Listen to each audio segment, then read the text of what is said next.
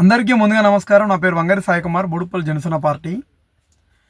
జగన్మోహన్ రెడ్డి గురించి మాట్లాడడానికి రావడం జరిగింది.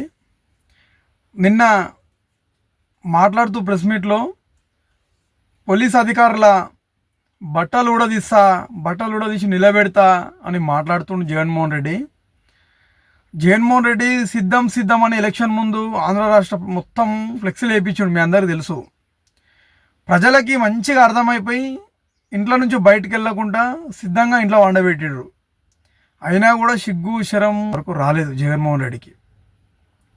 నేను ఏమంటున్నా అంటే, ఒక పోలీస్ అధికారి, ఒక పోలీస్ కావాలి అని అంటే ఎంత పెద్ద టాస్క్ ఉంటుంది అంటే, దాని వెనుక మనం ఇన్స్టిట్యూట్లోకి వెళ్ళాలి, కోచింగ్ సెంటర్లో ప్రిపేర్ కావాలి, ఎన్నో బుక్కులు చదవాలి.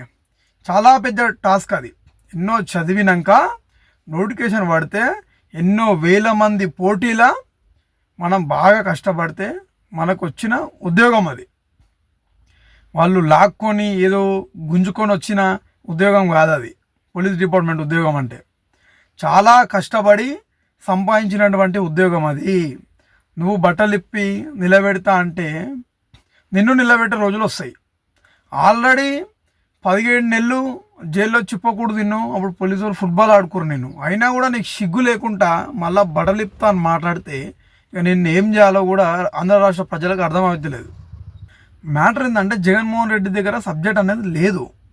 అది ఇంట్లో రాసుకొని వస్తాడు మాట్లాడదామని. అది కూడా ఇక్కడికి వచ్చినాక మర్చిపోయి ఏదేదో మాట్లాడతాడు.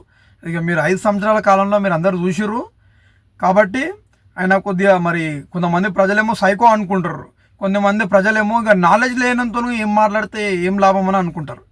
కాబట్టి ఈ ప్రయాణంలో కొనసాగుతున్న జగన్మోహన్ రెడ్డి, నేను ఒకటే చెప్తున్నా, ఈ 5 సంవత్సరాల పరిపాలనలో నువ్వు చేసిన పరిపాలనగా ఏడికి పోయినా కానీ పోలీసు వాళ్ళు నీకు రక్షణ కల్పించిర్రు. నువ్వు పరదలు అడ్డం ఉన్నా కానీ, నువ్వు పరదలు వెనుక దాచుకొని బయటకు వచ్చినా కానీ పోలీసు అధికారులు నీకు రక్షణ కల్పించారు. 5 సంవత్సరాల కాలంలో పోలీసు వాళ్ళు నీకు రక్షణ కల్పించకపోతే పబ్లిక్లో రాళ్ల దాడులు, చెప్పుల దాడులు, కోడిగుడ్ల దాడులు, టమాటా దాడులు జరుగుతుండే నీ మీద. అంత రక్షణ కల్పించినా కానీ 2-3 సార్లు నీ మీద దాడులు అయినాయి. అదే పోలీస్ అధికారులు నీకు రక్షణ కల్పించకపోతే నీ పరిస్థితి ఏందో ఒకసారి గుండెల మీద చేపెట్టుకుని ఆలోచించుకో జగన్మోహన్ రెడ్డి. ఏదైనా మాట్లాడే ముందు కొద్దిగా తెలుసుకొని చూసి మాట్లాడాలి. మనమేమో అడ్డదారులు వచ్చిన వాళ్ళమాయే, అడ్డదారులు వచ్చి గద్దె మీద ఎక్కినాం. ఏం తెలుస్తుంది మనకి సమాజం గురించి? మినిమం బేసిక్ నాలెడ్జ్ కూడా నీకు లేదు. ఇంగ్లీష్ మాట్లాడడానికి రాదు, హిందీ మాట్లాడడానికి రాదు, తెలుగు కూడా సగం మాట్లాడడానికి రాదు. మరి ఎందుకున్నావో మరి ఏందో ఇక రాష్ట్ర ప్రజలకు కూడా అర్థం కాకుండా పరిస్థితిలో ఉండి వాళ్ళు నేను ఎలగొట్టిర్రు. అయినా సిగ్గు లేకుండా మళ్ళీ ఏదేదో ఓరుతున్నావు. నేను ఏమంటున్నా అంటే, జనసేన పార్టీ తరఫున నేను ఒకటే డిమాండ్ చేస్తున్నా, పోలీస్ అధికారులని బట్టలు ఇప్పేసి నిలబెడతా దోషుల్లా కానీ ఏ విధంగా అయితే మాట్లాడినావును, అదే విధంగా పోలీస్ అధికారుల మీద మాట్లాడిన మాటలు ఎంబడే రిటర్న్ తీసుకోకపోతే నిన్ను నడి రోడ్డు మీద బట్టలిప్పి నిలబెట్టాల్సిన రోజులు ముందుకు వస్తాయి. పోలీస్ అధికారులకి ఎంబడే బహిరంగ క్షమాపణ కోరుకోవాలి జగన్మోహన్ రెడ్డి. ఎంబడే కోరుకోకపోతే మాత్రం నీ పరిస్థితి మరీ ఘోరంగా ఉంటుందని చెప్పి కూడా నేను జనసేన పార్టీ తరఫున డిమాండ్ చేస్తున్నాను.